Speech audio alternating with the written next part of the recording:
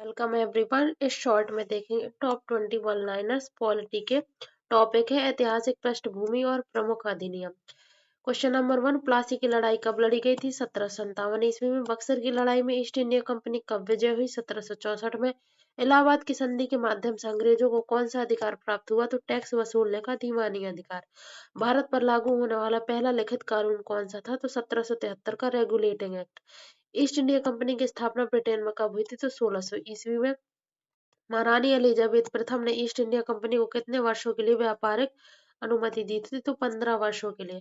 किस अधिनियम के तहत कलकत्ता में एक सुप्रीम कोर्ट की स्थापना की गई थी? तो 1773 के रेगुलेटिंग एक्ट के माध्यम से। कलकत्ता में सुप्रीम कोर्ट की स्थापना कब की गई थी? 1774 में। 1773 के रेगुलेटिंग एक्ट के तहत कंपनी के कर्मचारियों पर किस चीज पर प्रतिबंध लगा दिया गया था? तो निजी व्यापार पर। 1784 का पिट्स इंडिया एक्ट का उद्देश्य क्या था? तो कंपनी के व्यापारिक और राजनीतिक कार्यों को अलग करना। कंपनी के राजनीतिक मामलों को नियंत्रित करने वाली इकाई का नाम क्या था? Board of control. किस अधिनियम में पहली बार कंपनी के अधीन क्षेत्र में ब्रिटिश आधिपत्य क्षेत्र कहा गया था? तो 1784 के पिट्स इंडिया एक्ट में। किस घटना के कारण ब्रिटेन की कई कंपनियों ने भारत को अपना बाजार बनाने की मांग की? तो औद्योगिक क्रांति।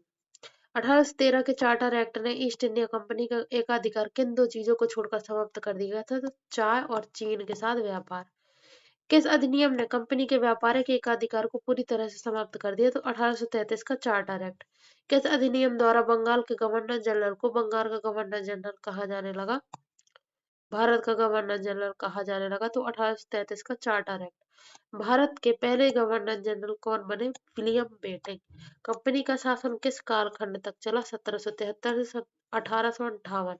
किस अधिनियम द्वारा गवर्नर जनरल की काउंसिल के विधायी कानून बनाने और प्रशासनिक कार्यों को अलग किया गया था? तो 1853 का चार्टर एक्ट। किस वर्ष में अखिल भारतीय राष्ट्रीय कांग्रेस का गठन हुआ था? तो 1885 में।